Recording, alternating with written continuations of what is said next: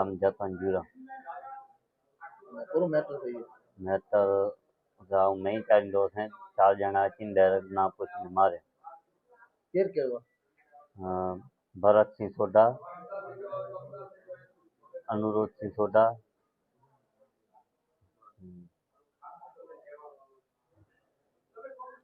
Ranjit Singh soda, जवान Singh soda. IPL में આજે શું મેટર બની હતી? જી આજે બહુ જ દુઃખદ ઘટના બની છે અને આ બનાવો અમે છેલ્લા 6 મહિનાથી જોઈ રહ્યા છીએ। આ જે બનાવ છે જુરાનો છે, જેમાં મુસ્લિમ સમાજના વ્યક્તિને, એક યુવાનને નામ પૂછીને મારવામાં આવ્યો છે। આવા જે બનાવો છે અગાઉ 12 મહિનામાં બની ચૂક્યા છે અને દર કોઈ એવો મહિનો નથી હતો કે જ્યારે કોઈ મુસ્લિમ સમાજના યુવાનને ટાર્ગેટ કરી અને મોબિલિટી કરીને મારવામાં આવી રહ્યા છે।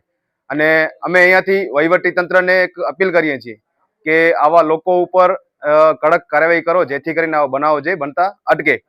આવા બનાવ અગાઉ પણ બની ચૂક્યા છે, અમે ત્યારે પણ વહીવટી તંત્રને રજૂઆત કરી છે અને આ મીડિયાના માધ્યમથી અમે અસામાજિક તત્વોને પણ કહેવા માંગીએ છીએ અને કહેવા માંગીએ છીએ કે હાથ તો બધાના છે, બધા કરી શકે છે, પણ ક્યાં ને ક્યાં આ દેશમાં બંધારણ છે, કાયદો છે, બધા માટે સરખો છે। જ્યાં સુધી કાયદો કાનૂન વ્યવસ્થા છે તો અમને વહીવટી તંત્રને, કચ્છના વહીવટી તંત્ર ઉપર અમને પૂરેપૂરો વિશ્વાસ છે।